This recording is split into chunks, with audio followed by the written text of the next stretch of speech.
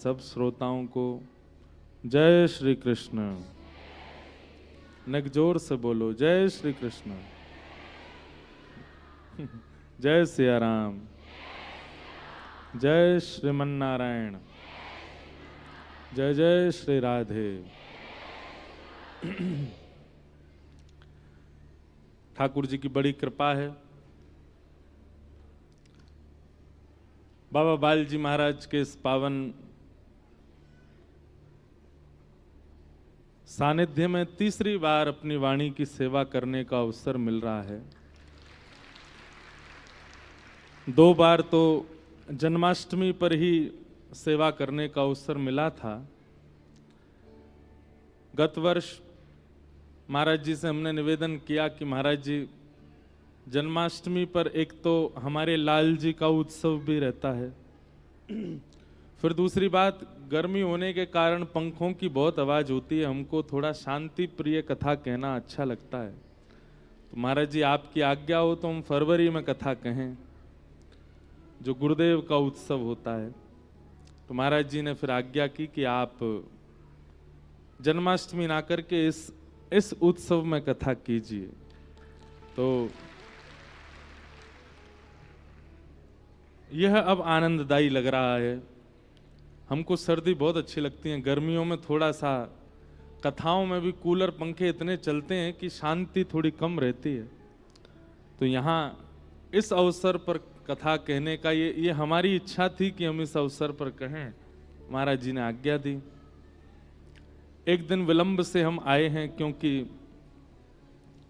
5 को सागर मध्य प्रदेश में कथा पूरी की और 5 को ही फिर वहां से कुंभ स्नान के लिए गए, संत दर्शन के लिए गए। पूरी बात तो सुन लो, पहले ही ताली बजा देते हो आप। 2-4 माता जी वो ऐसी बैठी रहती हैं, कुछ भी कहें जय हो। तो बात तो पूरी करने दो हमको पहले। तो 5 को कथा पूरी करके सीधे गए कुंभ में स्नान किया, संत महात्माओं के दर्शन किए, प्रयाग में आनंद किए और कल 6 तारीख को फिर वहां से सीधा यहाँ आने के लिए जो वायुयान मिला वो रात्रि का ही मिला। तो फिर रात्रि को चंडीगढ़ पहुंचे, वहां से सुबह अब निकल के सीधे मंच पे आए हैं। एक प्रकार से एक ही दिन था बीच में, तो उसमें इतना सब कुछ कर पाना बहुत मुश्किल था। और कुंभ में जाना भी था, क्योंकि कई संत हमसे नाराज हो गए। कई महात्माओं ने आज्ञा की कि हमारे यहाँ कथा करनी है। अगर हमारी इन तिथियों में कथा कोई गृहस्थी करा रहे होते तो हम मना भी कर देते, लेकिन क्योंकि बाबा बालजी महाराज ही कथा करा रहे हैं, संत ही कथा करा रहे हैं, तो उनकी कथा को हम कैसे टाल सकते हैं। इसलिए महाराज जी से हमने निवेदन किया कि एक दिन का हमको अवसर मिले, हम मुंह दिखाई करे आए कुंभ में। तो मुंह दिखाई करे आए और आप विश्वास नहीं मानेंगे, हम 24 घंटे भी नहीं रुके प्रयाग में, लेकिन 24 घंटे में कम से कम 24 संतों से मिलके आए। रात में 2-2 बजे भी शिविरों में जाके जो सो गए थे उनको भी उठाया, उठिए मिलिए हमसे, हम आए हैं। 2-2 3-3 बजे भी संतों को उठा के प्रणाम करके आए हैं। कई महात्मा तो बड़े नाराज हो गए, बोले ये कोई समय आने का। मैंने कि अब क्या करें, हम पे यही समय था इसलिए आए हैं। तो आप सब लोग तो यहीं हो, आप सब लोग कुंभ में नहीं जा पाए, पर कोई बात नहीं। हम त्रिवेणी स्नान करके कुंभ में सब संतों की चरण रज लेकर के आए हैं। आगामी 7 दिन तक जो भी यहाँ वाणी से कहेंगे उसमें ही आपका कुंभ स्नान हो जाएगा। कल से कथा का समय 1 बजे से है। महाराज जी ने हमको आज्ञा की कि कल से कथा 1 से 4 हो जाए तो और अच्छा है। हमने कहा हमारे लिए तो और ज्यादा बढ़िया, हमको हिमाचल घूमना बहुत अच्छा लगता है। 4 बजे कथा पूरी करके सीधे यहाँ से पहाड़ों में भाग जाया करेंगे और फिर उतर के सीधे सुबह आया करेंगे। तो कल से कथा का समय 1 से 4 है। और महाराज जी की ऐसी आज्ञा है कि प्रसाद जो है महापूर्ण भंडारा वो भी 12 तारीख को है, 12 को ही है। तो 12 को हम थोड़ी ज्यादा कथा कह देंगे, थोड़ी देर और कह देंगे, कथा 12 को ही विश्राम करेंगे। तो ऐसा क्रम रहेगा। बाकी कोई भी आज्ञा होगी तो महाराज जी की हम सुन करके आप सबके मध्य में प्रस्तावित कर देंगे।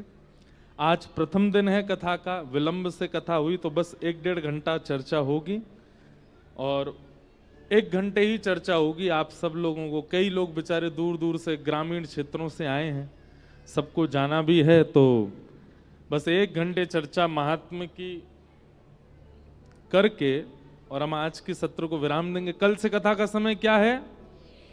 नहीं, एक तो मेरे लिए, आपके लिए थोड़ा ही है, आपके लिए तो 12 बजे है। आपको 12 बजे आके बैठना है और अध्यापक के आने से पहले ही विद्यार्थियों को आ जाना है। अगर कोई लेट आवेगा तो फिर क्या कर सकते हैं, आना लेट और क्या है, लेकिन फिर भी जल्दी आने का प्रयास करना। 1 से 4 कथा करेंगे कल से। बोलो वृंदावन बिहारी लाल की। महाकुंभ का समय चल रहा है।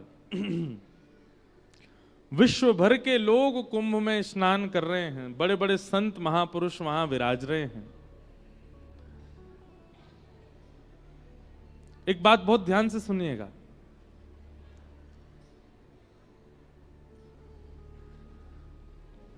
कुंभ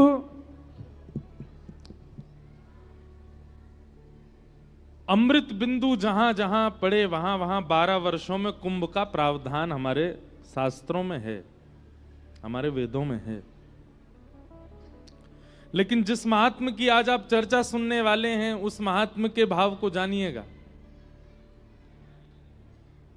महात्म में ऐसा वर्णन आता है कि क्व सुधा क्व कथा लोके क्व काचुक मणिर्महान ब्रह्मरातो विचार्येवं तदा देवांजहासः। बहुत सावधानी से सुनिएगा। कई बार ऐसा होता है कि जो लोग कुंभ में नहीं जा पाए हैं, तो जो लोग कुंभ में गए हैं वो ना जाने वालों को बहुत सुनाते हैं। बोले अरे बताओ कुंभ हो रहा, तुम गए नहीं, स्नान नहीं किया, प्रयाग स्नान नहीं किया, त्रिवेणी दर्शन नहीं किया, संत महात्माओं को वंदन नहीं किया।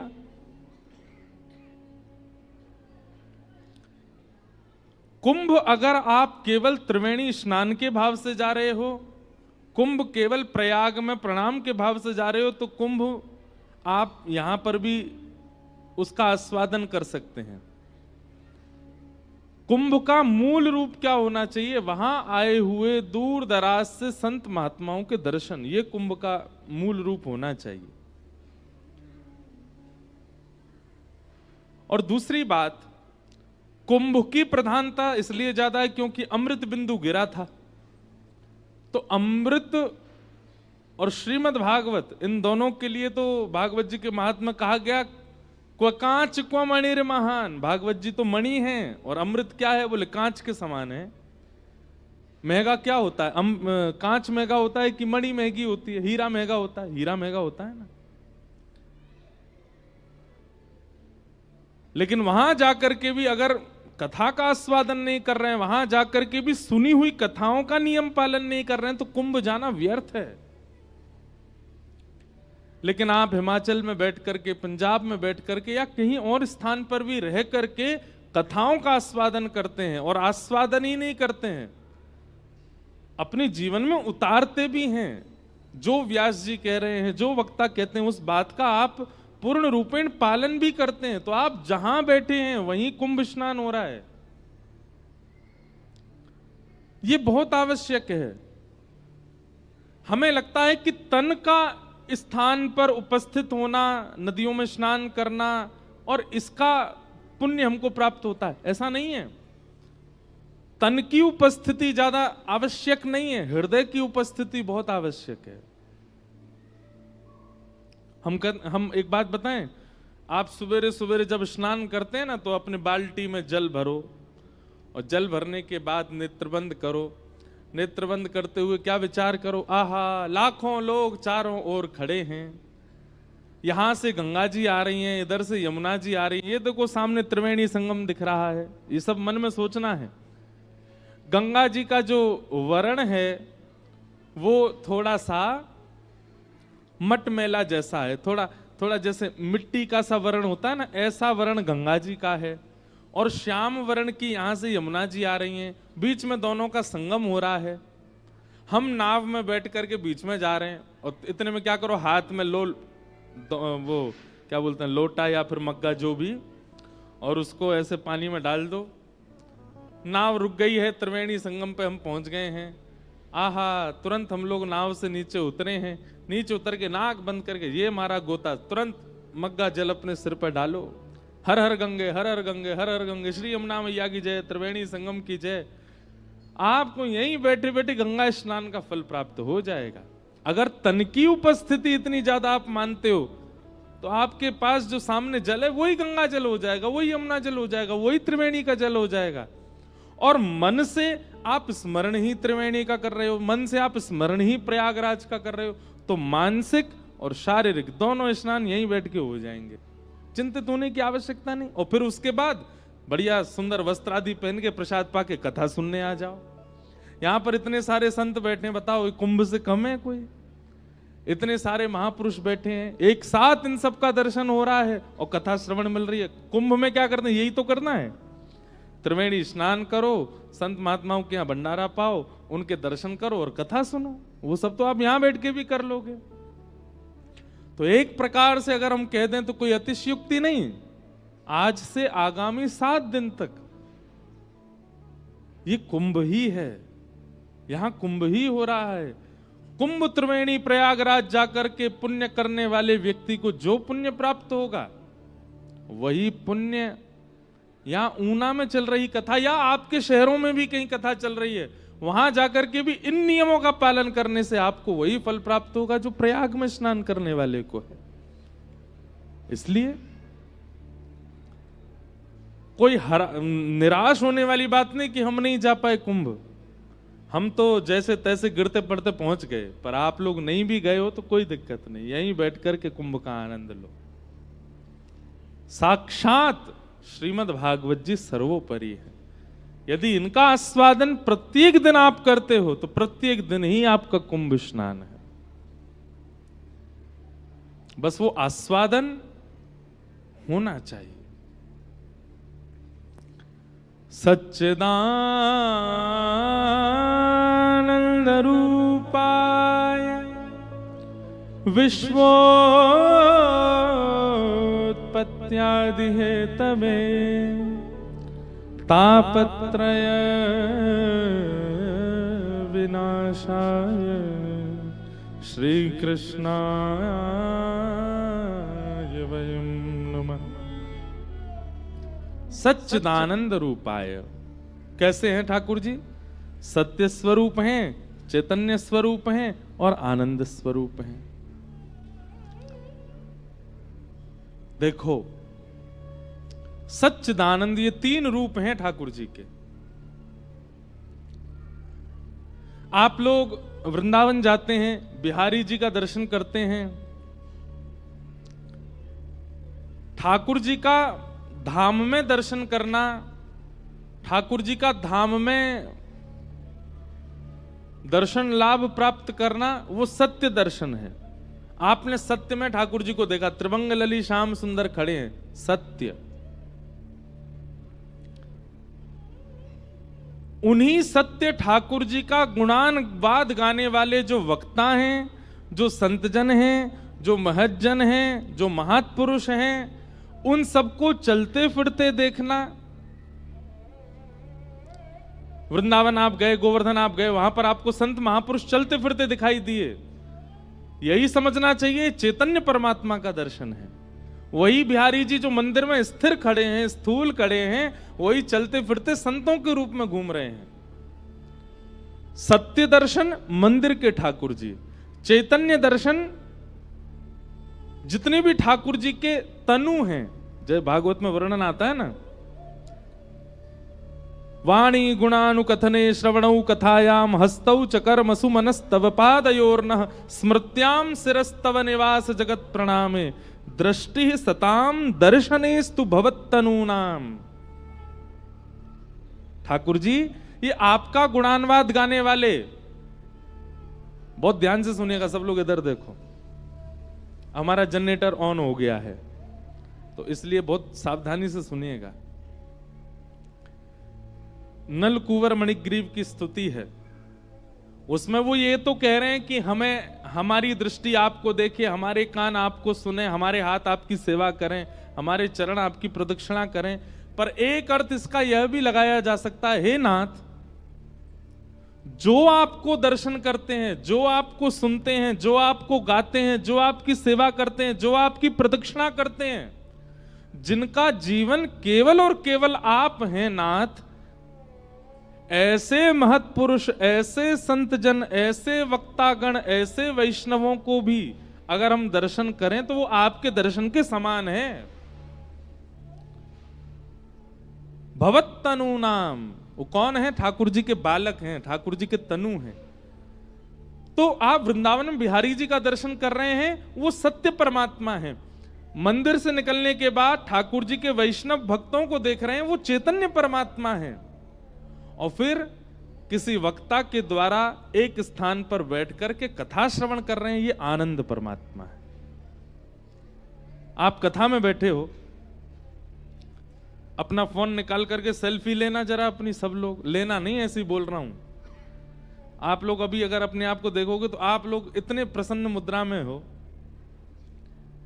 किसी की शादी की पिक्चर हो, किसी की जन्मदिन की पिक्चर हो और किसी की कथा की पिक्चर हो, तीनों एक साथ करना, आप सबसे सुंदर कथा वाली फोटोज में लगोगे। क्यों? क्योंकि यहां आप सुख में नहीं हो, यहां आप आनंद में हो। तीन रूप हैं ठाकुर जी के, पहले मंदिर में विराजमान हैं, दूसरे संत महत्पुरुष और वक्तागणों के रूप में विचरण कर रहे हैं, ये चैतन्य परमात्मा है।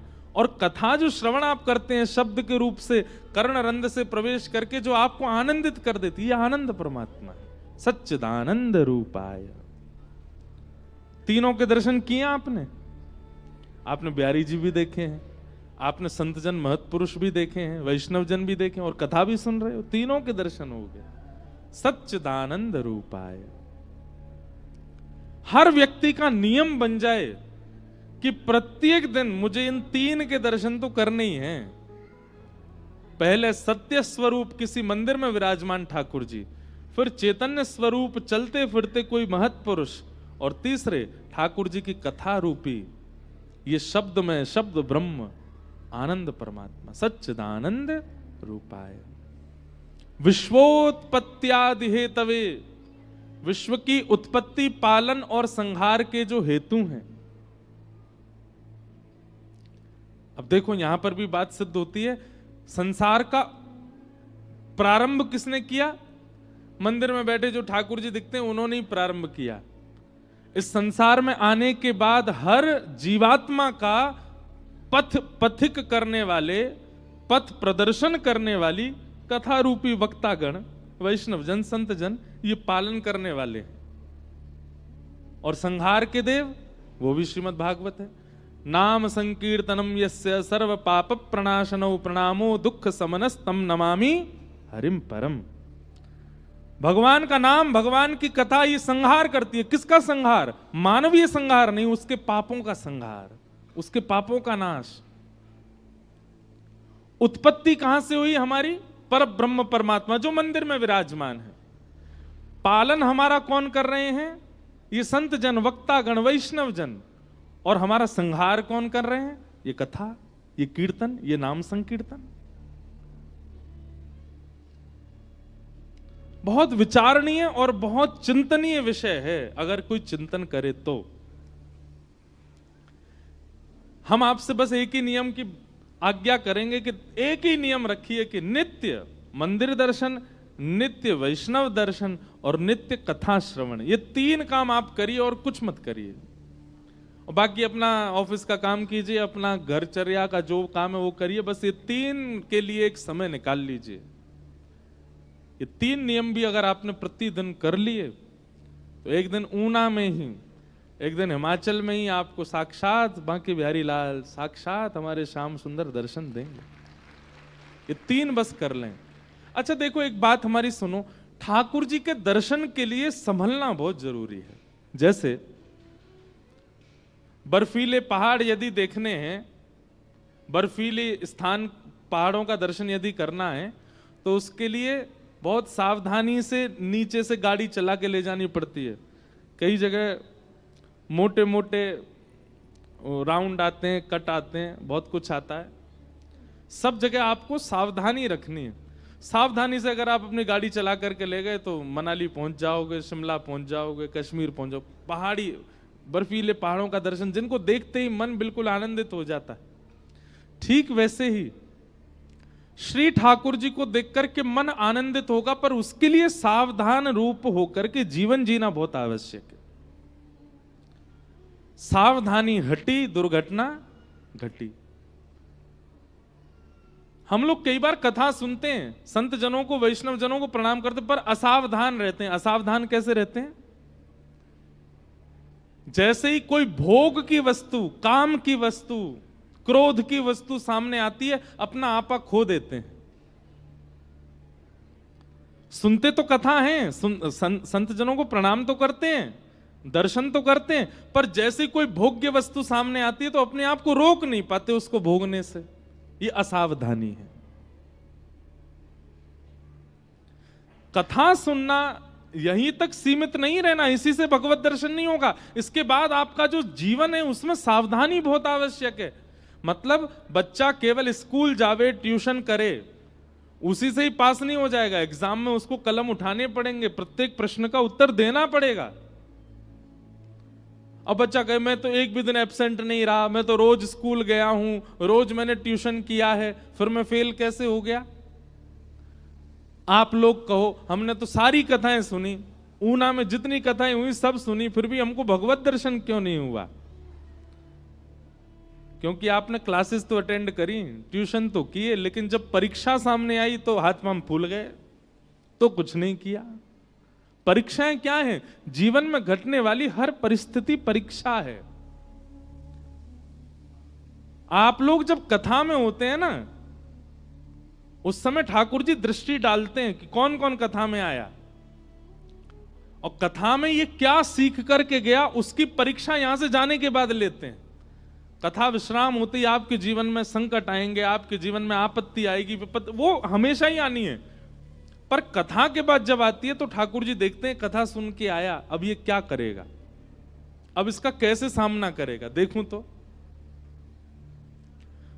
इसलिए सावधानी बहुत आवश्यक है, तभी श्री कृष्ण दर्शन देंगे। जीवन बहुत सुधरा हुआ, संभला हुआ चाहिए हमें, उसी के लिए कथा है। असावधानी जब हम कर देते हैं अपने मन के रूप, अपने कर्म के रूप में, सोई ठाकुर जी हमारे ऊपर कट्टस लगा दे, अब इससे नहीं मिलना हमको, क्यों? असावधान है। बस कथा सुनने जाता है, खाना पूर्ति। और कई लोग तो कथा सुनने नहीं आते, कथा के बाद भंडारा उड़ाने आते हैं, या कथा से पहले भंडारा उड़ाने आते हैं। इसलिए बहुत सावधान।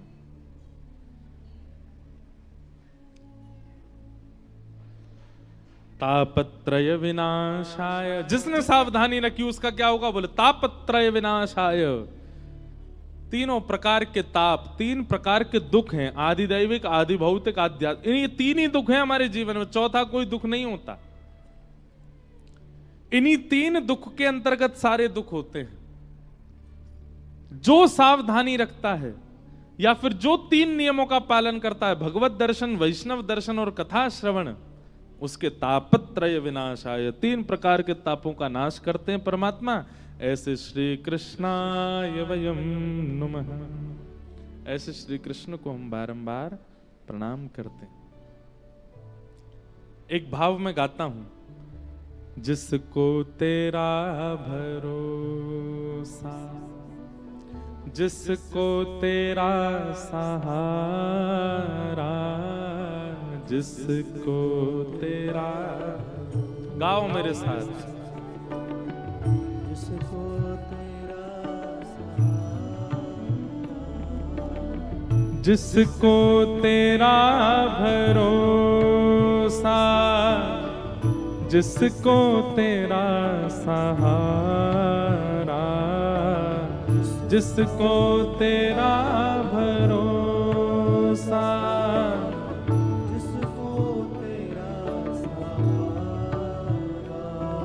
इतनी संख्या में आप लोग बैठे हो लेकिन आवाज फिर भी नहीं निकल रही है, क्यों?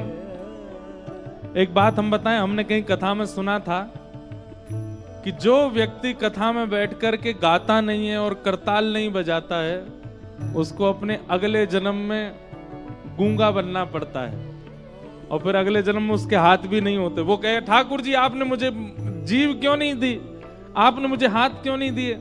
ठाकुर जी कहते हैं, पिछले जन्म में तुझे हाथ भी दिए थे, जीभ भी दी, फिर भी कथा में जाके तेने कीर्तन नहीं किया। इसलिए जब भी कोई भगवत भाव गाया जाता हो, जरूर गाया कीजिए।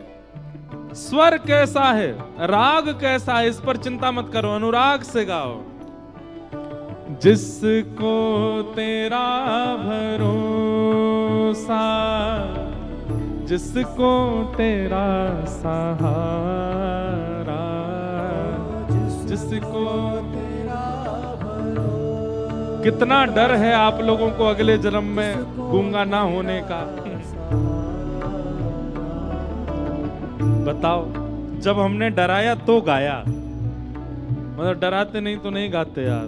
मझधार क्या करेगा, मझधार ही किनारा, मझधार क्या करेगा, मझधार ही किनारा। जिसको तेरा भरोसा, जिसको तेरा सहारा, जिसको तेरा भरोसा, जिसको तेरा सहारा। तेरी कृपा से भगवन भक्तों की नाव चलती, तेरी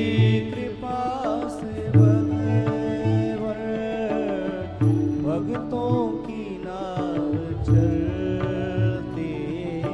तूफान आंधियों में सबको ही राह मिलती, तूफान आंधियों में सबको ही राह मिलती।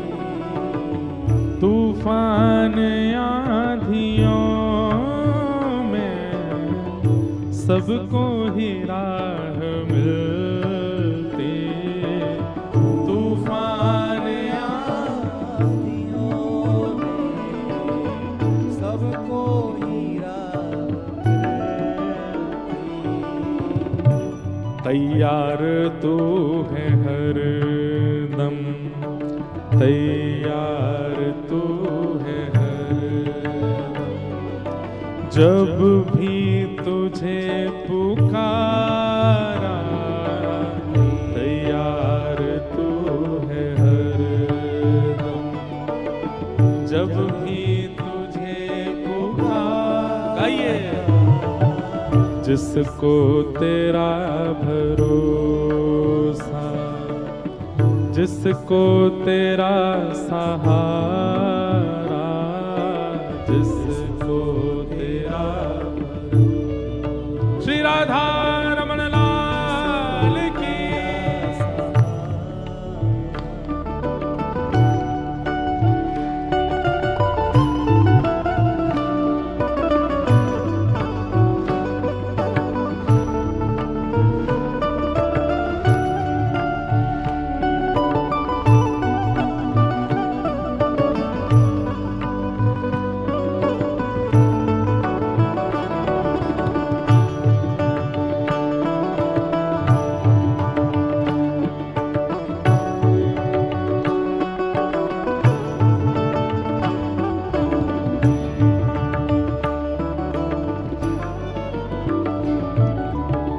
होठों पे नाम तेरा, दिल में उमंग तेरा,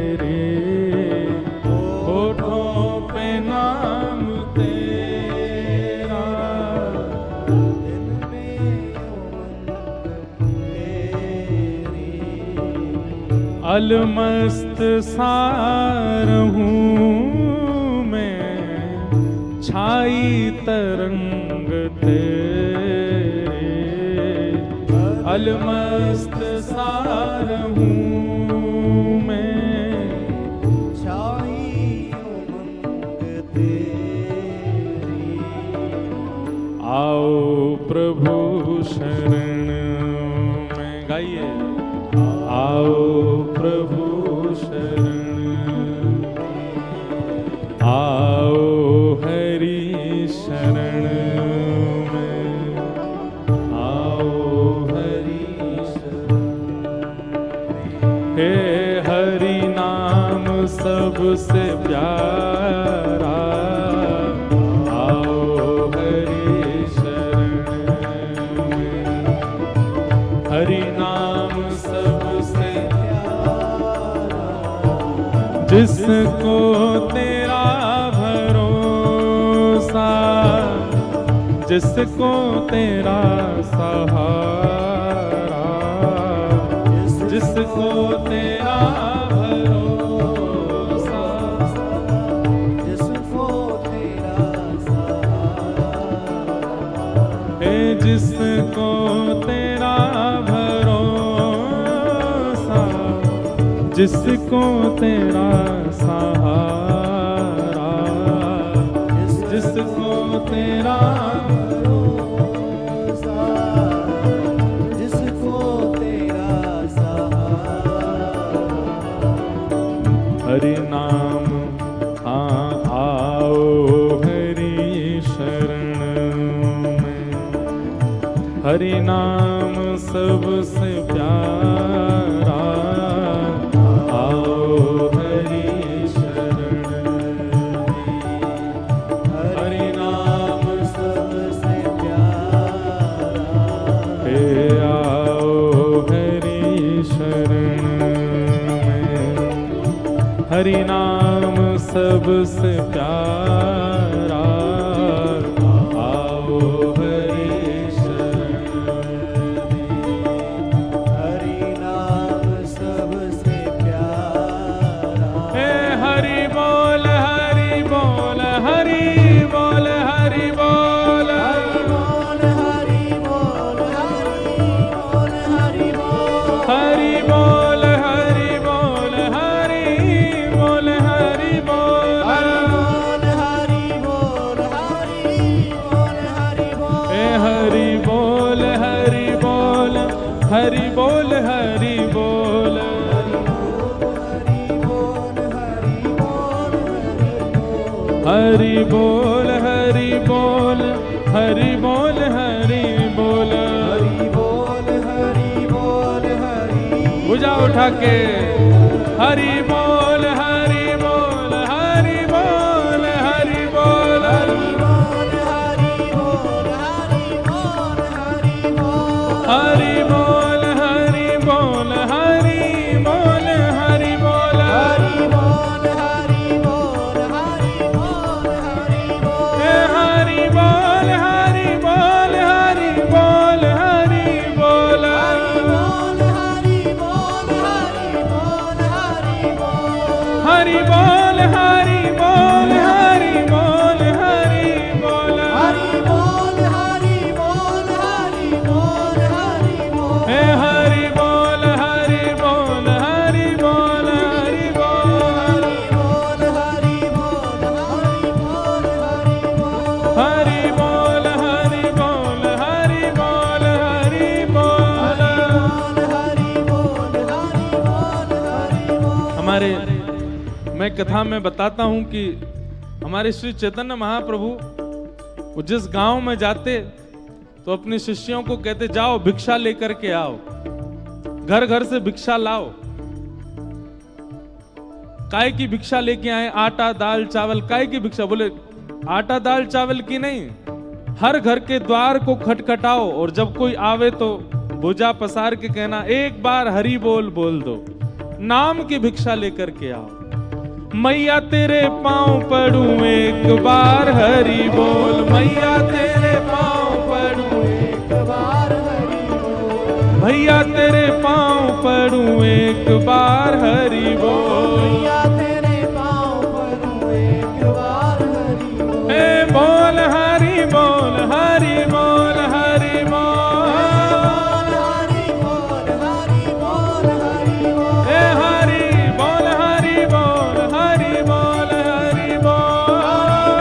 हरि बोल हरि बोल हरि बोल। हे मैया तेरे पाँव पड़ूं एक बार हरि बोल। मैया तेरे पाँव पड़ूं एक बार हरि बोल। लोग बाग पूछते एक बार हरि बोल बोलने, कोई कहता है 10 बार बोलो, 11 बार बोलो, 108 बार बोलो, आप कहते हो एक बार बोलो बस। बोले हाँ, जिसकी रुचि होगी वो तो हजारों बार लाखों बार बोलेगा, पर जिसकी रुचि नहीं है वो एक ही बार बोले। और एक बार बोलने के बाद जब उसकी मृत्यु हो, और मृत्यु के बाद जब वो यमराज के पास जाए तो वहां जाके पूछना कि हमने एक बार हरि बोल बोला, उसका क्या फल मिलेगा हमको। एक व्यक्ति की मृत्यु हुई, उसने एक ही बार हरि बोल बोला था। मृत्यु के बाद जब यमराज के पास गए तो यमराज ने कहा, हाँ भाई तुमने जीवन भर बहुत पाप किए हैं। बोले बहुत पाप किए मैं मानता हूं, पर मैंने एक बार हरि बोल बोला था। अपने 80 वर्ष की आयु में एक बार हरि बोल बोला था, उसका फल पहले मुझे दीजिए, उसके बाद मेरे पापों के सारे दुख देना। यमराज जी बोले एक ही बार बोला था। बोले हाँ बस एक बार। यमराज जी बोले हमको इसका फल नहीं पता। तो व्यक्ति बोला तो फिर मुझे नहीं पता, पहले उसका फल मिलेगा तब नरक की यातनाएं भोगूंगा। यमराज जी उसको लेकर के शंकर जी के पास गए। शंकर जी से जाके पूछा कि महाराज इसने एक बार हरि बोल बोला है, इसका क्या फल मिलेगा। शंकर जी बोले भाई 1.25 लाख बार बोला हो, पुरुषण किया हो तो हमको फल पता है।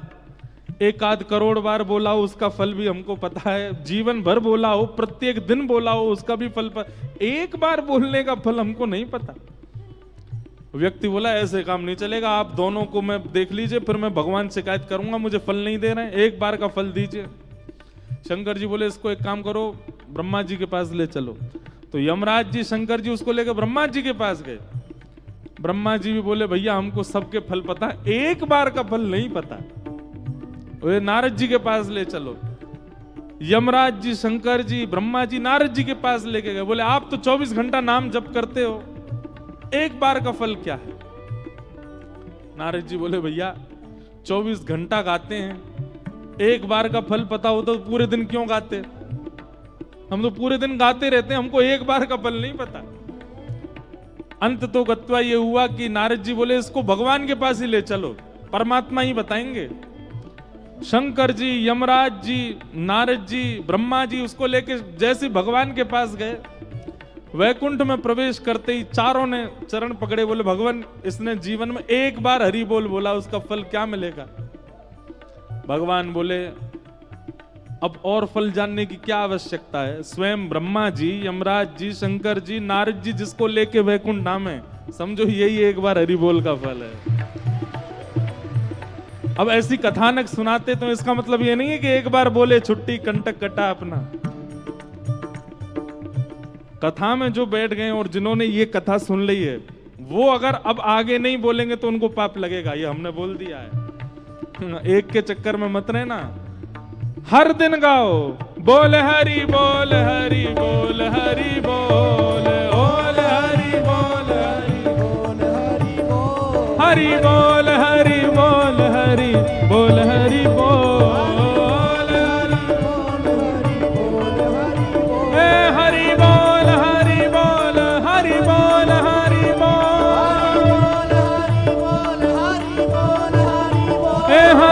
बोल हरि बोल हरि बोल हरि बोल हरि बोल हरि बोल हरि बोल हरि बोल हरि बोल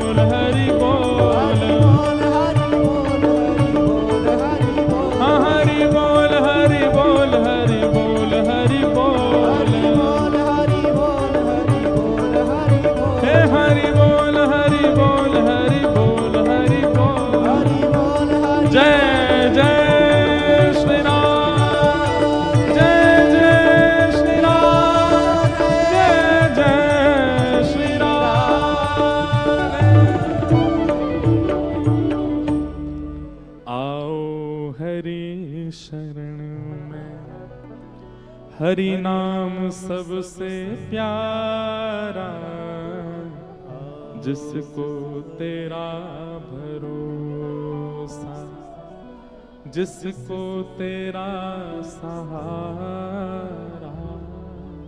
ठाकुर जी की शरण में रहो भैया। फिर जीवन में संकट भी आते हैं ना, चिंता मत किया करो, ठाकुर जी सब करेंगे मंगल। बस आप क्या करो, कथा श्रवण करके अपने जीवन के संकट जो आते हैं उनसे जूझना सीख जाओ। बाकी सब ठाकुर जी मंगल करेंगे, सब कृपा करेंगे। भागवत जी का महात्म्य सुनाया गया। भक्ति महारानी ने नारद जी को दर्शन दिए, पर भक्ति के दोनों पुत्र ज्ञान और वैराग्य वृद्धावस्था में थे। नारद जी महाराज ने विचार किया कि इन दोनों की वृद्धावस्था कैसे दूर हो। तब नारद जी महाराज ने अनेक संतों के दर्शन करके सबसे पूछा कि ज्ञान और वैराग्य पुष्ट कैसे होंगे।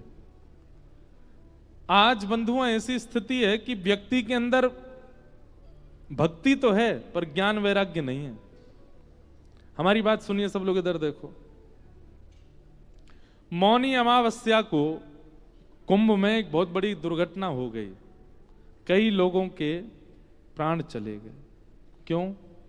भक्ति तो है क्योंकि वे कुंभ में, पर ज्ञान नहीं है। ज्ञान क्या नहीं है? अब हम कई लोग हमको बोलेंगे बताओ लोगों के प्राण चले गए, ये कह रहे हैं उनमें ज्ञान नहीं है। नहीं, देखो हमारी बात सुनो। सबको होड़ क्या लगी है कि हमको संगम में नहाना है, जहां गंगा यमुना मिलती हैं वहीं नहाना है। अब एक ही जगह 10 करोड़ लोग नहाने के लिए जाएंगे तो दिक्कत तो हो जाएगी। ज्ञान किसे कहते हैं कि भाई संगम का मतलब केवल वो स्थान नहीं है जहां दोनों नदी मिल रही हैं। जिस जगह संगम हो रहा है उसके दूर दूर तक ये पूरा प्रयागराज क्षेत्र जो है ये संपूर्ण संगम कहला रहा है। आप अगर संगम पर नहीं भी पहुंचे, आप शहर में घूम रहे हैं तो वहां की हवा भी आपको स्पर्श कर रही है, तो भी आपका संगम स्नान हो रहा है। अब लोगों में होड़ क्या लगी, वहीं नहाना है जहां दोनों नदी मिल रही हैं। ये अज्ञान है। आप अब देखो, इस बार हुआ ना मौनी अमावस्या को कितने बड़े बड़े अखाड़ों ने स्नान नहीं किया, तो क्या उनका अपूर्ण माना जाएगा? महाकुंभ नहीं, वे प्रयागराज में हैं, वे प्रयागराज शहर में भी हैं, तो भी उस तिथि पर उनका स्नान ही माना जाएगा, क्योंकि वहां की वायु में भी तो वही पुण्य कण हैं। अब ये अज्ञान हो गया लोगों को। नहीं तो आप गंगा जी में नहाओ, यमुना जी में नहाओ, किसी भी घाट पर नहा लेते, आपकी अमावस्या पूर्ण हो जाती। पूरे 10 करोड़ लोग विकसित होकर स्नान कर लेते, दिक्कत नहीं होती। पर यह अज्ञान हो गया। भक्ति तो है पर ज्ञान नहीं है। भक्ति तो है पर वैराग्य नहीं है। वैराग्य किसको कहते हैं? वैराग्य का मतलब बाबा जी बन जाना नहीं होता। वैराग्य का मतलब महाराज जी बन जाना नहीं होता। वैराग्य का मतलब होता है जिस वस्तु को आप देख करके तुरंत उसके प्रति उपभोग की इच्छा होने लगती है, वह इच्छा का समाप्त होना, वो वैराग्य है। इच्छाओं का विश्राम होना वैराग्य है। अच्छा एक बात हमारी सुनो, 10 वर्ष के जब हम थे तब हमको टॉफी बहुत बढ़िया लगती थी, टॉफी, चॉकलेट। लेकिन आज जब 28 वर्ष के हो गए, अब हमको टॉफी कोई दे दे तो ऐसा कोई रुचि नहीं उसके प्रति। क्यों? धीरे धीरे धीरे धीरे धीरे जब समय आगे बढ़ता है तो अपने आप कई इच्छाएं आपकी शांत होती चली जाती हैं। यही वैराग्य है। पर टॉफी की इच्छा शांत होना यह कोई श्रेष्ठतम वैराग्य नहीं है। श्रेष्ठतम वैराग्य क्या है? उन वस्तुओं से इच्छाओं का समाप्त होना जिन वस्तुओं के कारण पाप के भागी बन जाते हैं हम लोग।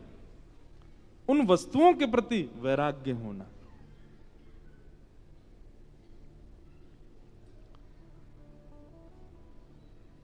उसको वैराग्य कहते हैं। सब छोड़ करके विरक्त हो जाना वैराग्य नहीं है। मन से त्याग होना, शरीर से भले ही उसके साथ हैं, वो वैराग्य है। तो भक्ति के 2 पुत्र हैं, ज्ञान और वैराग्य। जब तक ये दोनों चित्त में नहीं आएंगे तब तक भक्ति प्रसन्न नहीं रह सकती है। इसलिए ज्ञान और वैराग्य भक्ति को जागृत करने वाली नहीं है भागवत की कथा। भागवत की कथा तो ज्ञान और वैराग्य को जागृत करती है, क्योंकि भक्ति तो सबके चित्त में होती है। नास्तिक व्यक्ति भी कहीं ना कहीं भगवान के आश्रय का ही होता है। हमसे कोई कह रहा था, बोले महाराज जी कोविड के बाद बहुत भक्ति बढ़ गई लोगों में। क्यों बढ़ गई?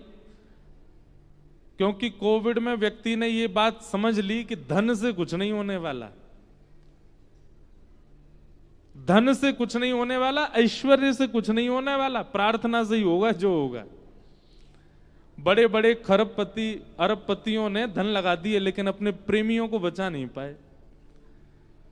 बड़ी बड़ी जानकारियां रखने वाले मिनिस्टरों से, प्रधानमंत्रियों से, मुख्यमंत्रियों से जानकारी रखने वाले भी अपने प्रियजनों को नहीं बचा पाए, लेकिन प्रार्थना वालों ने अपने प्रियजन को बचा लिया।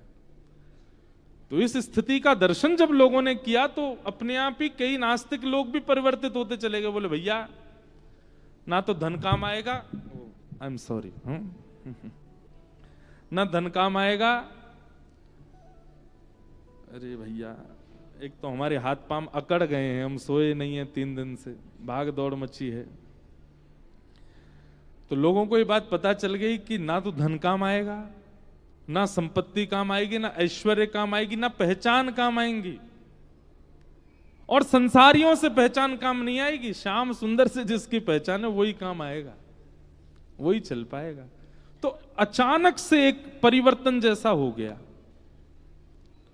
कुंभ में, पिछले कुंभ में सबसे भयंकर आंकड़ा देखा गया, सारे रिकॉर्ड तोड़े गए थे, 6 करोड़ लोगों ने स्नान किया। इस बार तो आंकड़ा किया ही नहीं जा रहा है, इतने लोग आ रहे हैं, क्योंकि इतनी भक्ति जागृत हो गई लोगों में। तो भक्ति तो है पर ज्ञान और वैराग्य नहीं है। ये तो वैसे ही हो गया कि आप किसी घर में गए, वहां की जो माता जी हैं, उस घर की जो मां हैं, वो प्रसन्न, उनको रोटी दे रहे हो, उनको दाल चावल दे रहे हो, उनको जल दे रहे हो, सब कुछ, पर उनके बच्चों को, उनको कष्ट दे रहे हो। बच्चों को कष्ट दो और मां को प्रसन्नता, तो मां को कोई प्रसन्नता चाहिए ही नहीं। मां की प्रसन्नता बच्चों की प्रसन्नता है।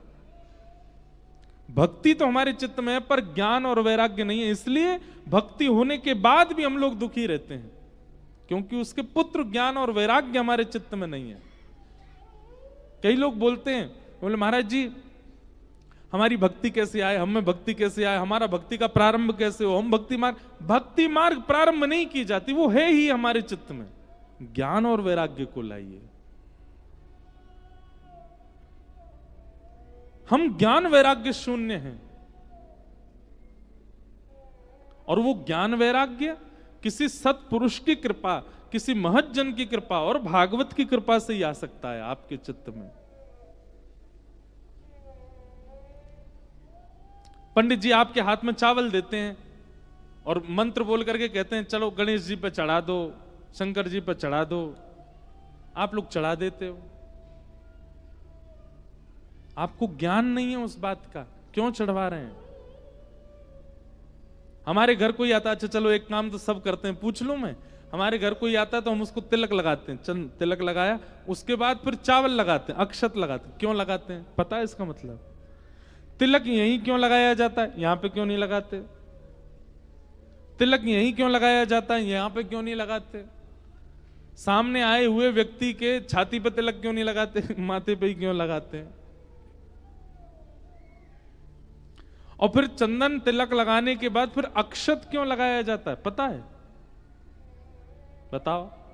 हमसे दुगनी उम्र की कई माताएं बैठी हैं यहां पे, इतनी आपका जीवन निकल गया, यही नहीं पता अक्षत क्यों लगाते हैं।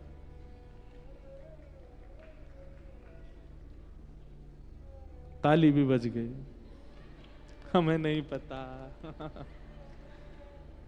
बहुत सीधे हैं हमारे हिमाचल के लोग। ये बात तो है, हम प्रशंसा झूठी नहीं कर रहे, पर हिमाचल के लोग सीधे बहुत हैं, बहुत सरल हैं, बहुत सीधे। और वही आपका सीधापन, वही आपकी सरलता आप सबके मुखाकृति में दिखती है। बहुत सहज हैं। इसलिए मेरा सबसे प्रिय प्रांत है हिमाचल, बहुत अच्छा लगता है। मुझे ज्यादा रहने का अवसर नहीं मिला, पर घूमा मैं खूब हूं हिमाचल में। ज्यादा भी नहीं घूमा, थोड़ा ही घूमा हूं, इसलिए भी। अच्छा, एक और बात है कि अति प्रिय वस्तु से जितना दूर रहा जाए वो उतनी ज्यादा प्रिय और लगती है।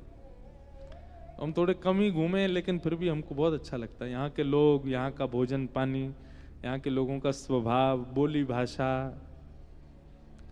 जैसे हमारे ब्रजवासी सीधे हैं, वैसे अब तो ब्रजवासी थोड़े से चतुर हो गए हैं। ठाकुर जी जब आए थे ना पृथ्वी पर, तब बहुत सीधे थे ब्रजवासी। और ठाकुर जी को हम अपनी कथा में ये बात कहते हैं, ज्ञानी जितना जल्दी प्राप्त करेगा, वैरागी जितना जल्दी प्राप्त करेगा, विरक्त जितना जल्दी प्राप्त करेगा, उससे कई गुना ज्यादा जल्दी सीधा व्यक्ति प्राप्त कर लेगा, भोला व्यक्ति प्राप्त कर लेगा, सहज व्यक्ति जो सरल है। तो भक्ति तो है, पर ज्ञान वैराग्य नहीं। इस कारण से हमारी भक्ति हमको प्रसन्न नहीं कर पाती। नाम जप करने के बाद भी, भक्ति करने के बाद भी, कथाएं सुनने के बाद भी हम क्यों उदास हैं, क्यों निराश हैं, क्यों हमारे जीवन में संकटों का हम पर असर हो जाता है? क्यों? ज्ञान और वैराग्य नहीं है। ज्ञान और वैराग्य का मतलब बहुत ज्ञानी होना नहीं होता। सब लोग बहुत सावधानी से सुनिए, बहुत ज्ञानी होना ज्ञान नहीं होता। बहुत ज्ञानी होना ज्ञान होता तो फिर रावण सबसे ज्यादा ज्ञानी था। बहुत विरक्त होना ज्ञानी, बहुत विरक्त होना वैराग्य नहीं होता। हमारी भागवत जी में कथा आता है, ऋषभ देव जी के पुत्र भरत जी सब छोड़ के चले गए, लेकिन वन में जाके हिरण के बच्चे में जाके आसक्त हो गए। पत्नी में आसक्त नहीं हुए, बच्चे में आसक्त नहीं हुए, संपत्ति में आसक्त नहीं हुए, पूरे खानदान अपने राज्य में आसक्त नहीं हुए, एक हिरण के बालक में आसक्ति हो गई भरत जी महाराज की, और उसके कारण उनको जड़ भरत बनना पड़ा, हिरण बनना पड़ा। हिरण में आसक्ति कोई बड़ी बात है? और हिरण में आसक्ति ज्यादा से ज्यादा कितनी होगी? सुबह शाम उसको गले लगा लोगे बस।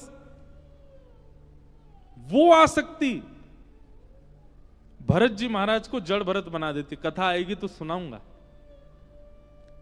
तो वैराग्य नहीं है, ज्ञान नहीं है। वैराग्य वैराग्य नहीं है, ज्ञान ज्ञान नहीं है, क्योंकि जो हम सोचते हैं वो ज्ञान नहीं है। सत्य की पहचान होना, सद असद की नॉलेज होना, यह ज्ञान कहलाता है। आपके सामने प्रस्ताव आया ब्याह के लिए, वहां का लड़का है, इतना धनवान है, इतना पढ़ा लिखा है, इतना सब कुछ है उसके पास, प्रॉपर्टी है, सब कुछ है, बढ़िया है। लेकिन आपके सामने एक उसका अवगुण भी आया। क्या? मंदिर नहीं जाता, कथा नहीं सुनता, उसको आध्यात्म से कोई दूर दूर तक संपर्क नहीं। तो आपने क्या किया? और भले ही सब कुछ है पर आध्यात्म जीवन में नहीं है, ऐसे से मैं विवाह कैसे करूं? ये ज्ञान है। लेकिन कई लोग क्या करते हैं, कोई बात नहीं, उसके अंदर भक्ति भाव नहीं है, तुम जाके उसको भक्त बना देना। नहीं बनेगा। बहुत रेयर केस होते हैं कि वो बन जाए। कई बार हम उसके कई अवगुणों को नजरअंदाज कर देते हैं, क्योंकि गुण कई बार बहुत प्रधान होते हैं। धनवान बहुत ज्यादा है, सुंदर है, कई बार उसके अवगुणों को नजरअंदाज कर दिया जाता है। आध्यात्मिक व्यक्ति इतना ज्ञानी हो जाता है कि जिन वस्तुओं को नजरअंदाज करना चाहिए उन्हीं को करेगा, जिनको नहीं करना चाहिए उनको नहीं करेगा। आध्यात्म ज्ञान देता है, जीवन में निर्णय कैसा होना चाहिए उसको ज्ञान कहते हैं। पढ़ लिखना, लिख लेना, बहुत ज्यादा नॉलेज होना, बहुत किताबों का सिर में बोझ होना, ये ज्ञान नहीं होता।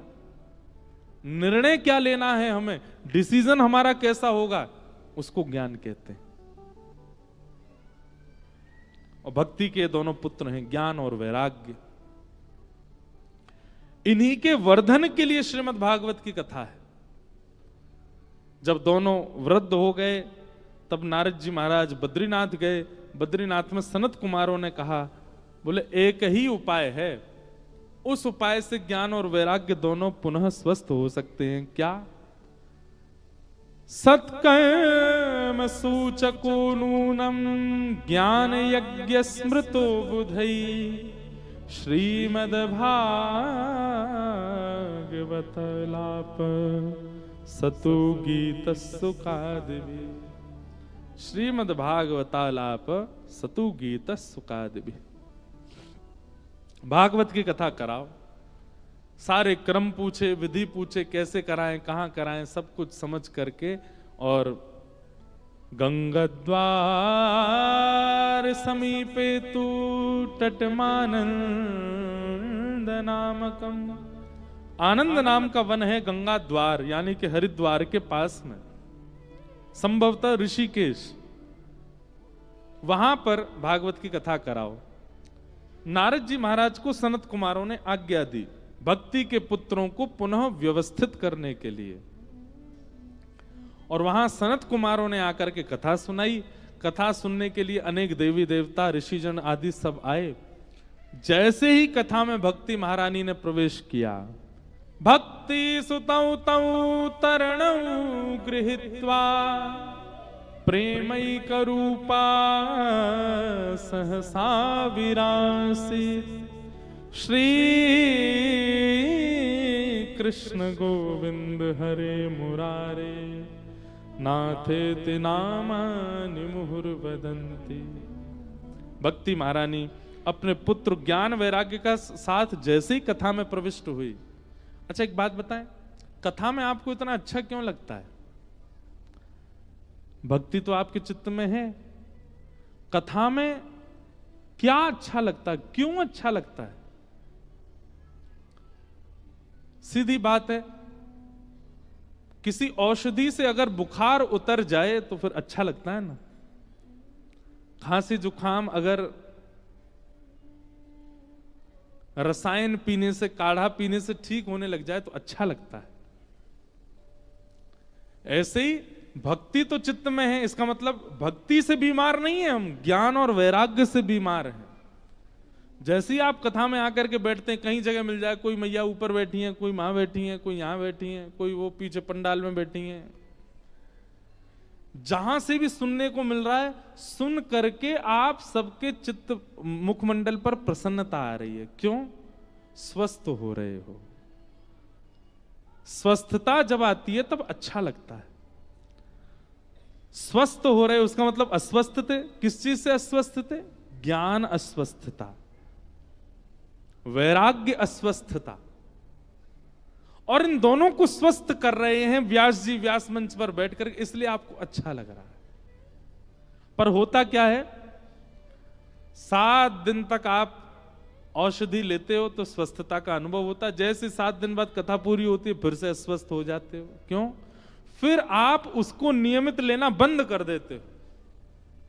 इसलिए हम आपसे एक बात निवेदन करें, हम सब जगह कहते हैं 7 दिन नियम से कथा सुनना ये बड़ी बात नहीं है। बहती गंगा में सब हाथ धो लेते हैं। नियम से 7 दिन कथा सुनना बड़ी बात नहीं है, 8वें दिन से आप कैसे हो ये बड़ी बात है। कथा के बिना आप कैसे हो ये बड़ी बात है। मतलब नदी बह रही थी इस दिशा में और आप नाव पर बैठ गए, आपके हाथ में चाबुक दे दिया गया, आपके हाथ में पतवार दे दी गई, तो जिस दिशा में नदी जा रही है उस दिशा में नाव अपने आप चलने लगती है। कई बार आपको पतवार नहीं चलानी पड़ती। आप नाविक अच्छे हो ये तो तब पता चले जब नाव उल्टी घूम जाए, वो उल्टे में चलाओ। 7 दिन तक भक्ति प्रकट होना, 7 दिन तक अच्छा रहना, 7 दिन तक स्वस्थता का अनुभव करना, ये कोई बड़ी बात नहीं है। क्योंकि कथा चल रही है जिस दिशा में, आप सब उसी दिशा में चल दोगे। 7वें दिन कथा विश्राम के बाद जब विपरीत स्थिति संसार की आती है उस समय आप कैसे रहते हो ये बड़ी बात है। इसलिए कथा को केवल नियमित रूप से सप्ताह के रूप में मत सुनिए। अष्टम दिवस से आपकी सप्ताह प्रारंभ होती है और हर सप्ताह जब तक अगली कथा ना मिल जाए, हर सप्ताह आपका पवित्र होना चाहिए। भक्ति ज्ञान वैराग्य तीनों पुष्ट हो गए। आगे नारद जी महाराज ने कई प्रश्न किए उन प्रश्नों के उत्तर में श्री सनत कुमारों ने धुंधुकारी की कथा सुनाई। अनेक प्रकार के पाप बताए गए हैं और उन पापों में सबसे जघन्य पाप क्या है? सत्येन हीना पितृमात्र दूषका। बहुत ध्यान से सुनिए सब लोग, हम बस अब कथा थोड़ी सी कह के विराम करेंगे। सत्येन हीना पितृमात्र दूषका, सबसे जघन्य पाप क्या है? माता पिता से जो बैर करता है बालक, ऐसे बालक को जघन्य पापी माना गया है।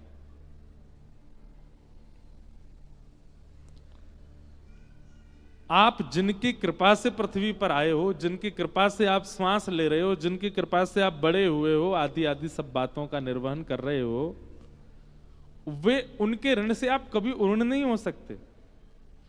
देव ऋण, पितृ ऋण और ऋषि ऋण, ये 3 ऋण होते हैं प्रत्येक मानव। इसीलिए ब्राह्मण देवता जनेऊ धारण करते हैं।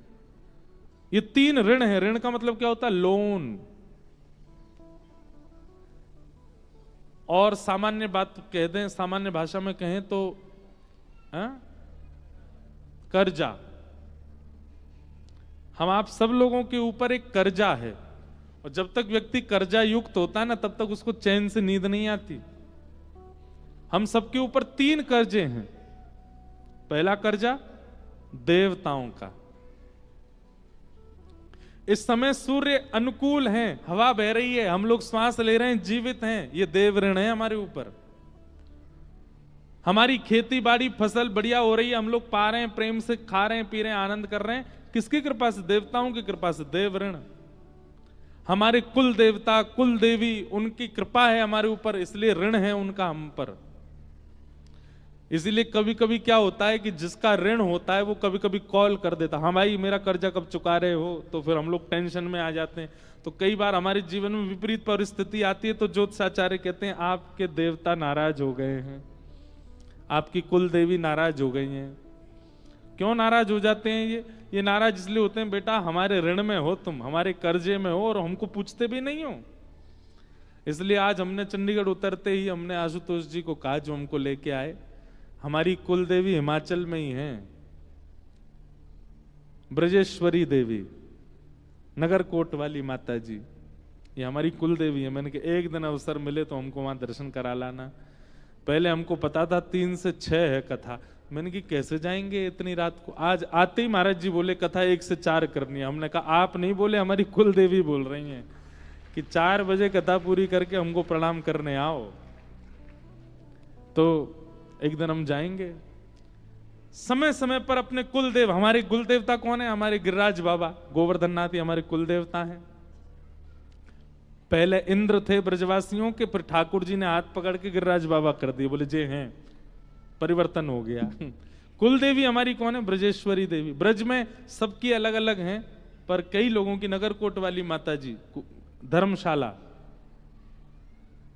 कांगड़ा में हम वो धर्मशाला के रास्ते में, वो हमारी कुल देवी। तो देव ऋण ये पहला कर्जा है हमारे ऊपर। इसलिए समय समय पर अपने देवी देवता कुल देवी देवताओं को प्रणाम कर लिया करो, कुछ और नहीं करना, मैं प्रणाम ही कर आओ। दूसरा ऋषि ऋण, हमारे ऊपर ऋषियों का ऋण है। कैसे ऋण है? श्रीमद् भागवत की रचना किन्होंने की? महर्षि श्री वेदव्यास जी महाराज। पत्नी को पतिव्रता होना चाहिए, झूठ नहीं बोलना चाहिए, ऐसे जीवन जीना चाहिए, किसने बताया? शास्त्रों ने बताया। शास्त्रों की रचना किसने की? ऋषियों ने की। शास्त्रों की बात हम मानते हैं, शास्त्रों की बात से हम सुधरते हैं। उन शास्त्रों की रचना करने वाले ऋषियों का ऋण है हमारे ऊपर, ऋषि ऋण। और पितृ ऋण, माता पिता दादी दादा नानी नाना परदादा परदादी, इनका ऋण है हमारे ऊपर। इनकी कृपा से हम लोगों को गोत्र मिला, इनकी कृपा से हम लोगों को कुल खानदान मिला, इनका ऋण है। हम सदा ऋणी रहते हैं माता पिता। अब देखो, देव ऋण कोई नहीं चुका पाएगा, ऋषि ऋण भी कोई नहीं चुका पाएगा, लेकिन वो व्यक्ति चाहे तो माता पिता की सेवा करके मातृपितृ को भी ऋण से कभी उर्ण नहीं हो पाएगा। अच्छा एक बात, आप में से बनारस कितने लोग गए? हाथ ऊपर करना। बनारस में अगली बार जब जाओ तो हमारी कही एक बात बहुत ध्यान से सुनना। बनारस में मणिकर्णिका घाट है काशी में, जहां पर चिताएं जलाई जाती हैं। मणिकर्णिका घाट के ठीक बगल में आप देखोगे एक मंदिर है, टेढ़ा मंदिर। उसका शिखर ऐसे टेढ़ा है, वो टेढ़ा ही रहता है हमेशा। एक सात आठ अजूबे हैं ना भारत में, वो विश्व में, उसमें एक जर्मनी जाने इटली में एक अजूबा है, वो ऐसे टेढ़ा है। जय हो महाराज जी की जय हो। तो वो टेढ़ा है, ऐसे ही एक मंदिर है वो टेढ़ा है। यही तो बस हम पहन लेंगे अभी माला। क्या बता रहा था मैं? मंदिर टेढ़ा है। तो टेढ़ा क्यों है पता है? एक राजा ने उस मंदिर का निर्माण करवाया, और निर्माण करवा करके उस राजा ने जब ब्राह्मण संकल्प दे रहे थे, संकल्प में बोला इस मंदिर को बनवा करके, इस मंदिर का निर्माण करवा करके मैं फल चाहता हूं कि मैं माता पिता के ऋण से उऋण हो जाऊं। दिव्य नारायण भगवान का मंदिर बनवा करके मैं नारायण भगवान से कामना करता हूं, मैंने इसलिए मंदिर बनवाया कि मैं माता पिता के ऋण से उऋण हो जाऊं। ऐसा संकल्प कर, जैसे ही जल हाथ में लिया, संकल्प करने लगा माता पिता के ऋण से उऋण होने के लिए, मंदिर टेढ़ा हो गया। और टेढ़ा होकर के मंदिर ने उसको आज्ञा कर दी, बोले कि भैया तुम दुनिया में सारे ऋणों से उऋण हो जाओगे, लेकिन माता पिता के ऋण से कभी उऋण नहीं हो सकते। माता पिता का अस्तित्व, माता पिता का महत्व बहुत है। इसलिए भैया देव ऋण ऋषि ऋण इनसे तो दूर ही हैं हम, पर माता पिता घर में साक्षात देव और ऋषि के रूप में, नित्य उनको प्रणाम करो। उनके ऋण से भी उऋण नहीं हो पाओगे, पर प्रणाम करके थोड़ा बहुत कर्जा कम ही कर लो। तो माता पिता से बैर करना ये सबसे बड़ा जघन्य अपराध है, और इस अपराध का भागीदार कौन बना? धुंधुकारी। धुंधुकारी की कथा सबको पता है। आत्मदेव नाम के ब्राह्मण, उनकी पत्नी धुंधुली अपनी किसी सखी सहेली के पुत्र को ले आई, उसी को अपना पुत्र बता करके रहने लगी, उसका नाम धुंधुकारी रखा। संत के द्वारा प्रदत्त प्रसाद को गाय को खिला दिया गया। उनके गर्भ से जिस बालक ने जन्म लिया उनका नाम गोकर्ण रखा गया। दोनों बालक जैसे बड़े हुए, धुंधुकारी महान दुष्ट हुआ, गोकर्ण पंडित ज्ञानी बने। धुंधुकारी के दुष्कर्मों की वजह से मरने के बाद वो प्रेत बन गया। अच्छा एक बात निश्चित है, भूत प्रेत होते हैं, और भूत प्रेत अधिकतर कौन बनते हैं? जिनके ऊपर उनके माता पिता की कृपा ना रही हो। माता पिता वैसे तो अपने बालक से प्रेम करते ही हैं, पर कृपा कब करते हैं? जब बालक उनका अनुयायी हो, बालक उनका सेवक हो। जिस बालक ने नित्य अपने माता पिता को प्रणाम किया होगा, उसको मुक्त होने से कोई नहीं रोक सकता, उसकी मुक्ति निश्चित है। लेकिन जो बालक अपने माता पिता का बैरी हो जाता है, माता पिता से ही द्वेष मानने लगता है, भले ही वो जीवित अवस्था में प्रसन्न रह रहा हो अपने परिवार के साथ, मृत्यु के बाद प्रेत बनेगा। कुछ दिन के लिए तो उसको प्रेत योनि में जाना पड़ेगा। अच्छा एक और बात अभी अभी मन में आई कहते कहते, प्रेत कौन बनता है? जो कर्जा नहीं चुका पाते उन्हीं को प्रेत बनना पड़ता है। देव ऋण, ऋषि ऋण, पितृ ऋण, ये तीन ऋण जो नहीं चुका पाते उनको दंड के रूप में प्रेत बनाया जाता है। तो देव ऋण ऋषि ऋण तो हम नहीं चुका सकते, पर पितृ ऋण, माता पिता का ऋण भी जो जरा भी कम नहीं करते, उनको प्रेम करके, उनको प्रणाम करके, उनका ध्यान रख के, हमें कहना नहीं चाहिए पर हमारे पास के प्रांत पंजाब में बालक विदेश के चक्कर में कई बार माता पिता को छोड़ जाते हैं। वो अपना वर्तमान जीवन तो अच्छा कर लेते हैं, पर भैया मातृपितृ अगर प्रेम चित्त में नहीं है तो फिर प्रेत बनना पड़ेगा आपको, क्योंकि ऋण नहीं चुकाया आपने। धुंधुकारी प्रेत बन गया। और प्रेत बनने की वजह से गया जी श्राद्ध के बाद भी मुक्त नहीं हुआ। तब जाकर के श्री गोकर्ण जी महाराज ने सूर्य नारायण भगवान से आज्ञा मांगी कि जिसका गया श्राद्ध करने पर भी मुक्त ना हुआ हो वो कैसे मुक्त होगा। तब सूर्य नारायण भगवान आज्ञा करते हैं कि श्रीमद् भागवतान मुक्ति सप्ताहं वाचनम कुरु इति सूर्यवचः सर्वै धर्म रूपम तु विश्रुतम। भागवत की कथा कराओ। भागवत की कथा करने से जघन्य पापी, घनघोर पापी व्यक्ति भी प्रेत योनि से मुक्त हो जाएगा। ये भागवत जी की महिमा है। एक बार महाराज जी हमारी कथा पिछले वर्ष महाशिवरात्रि पर हुई बागेश्वर धाम में। वहां तो प्रेतों का तांता लगता है, इतने सारे प्रेत आते हैं वहां। तो कथा में ही प्रेत आते थे, कथा बैठ के सुनते।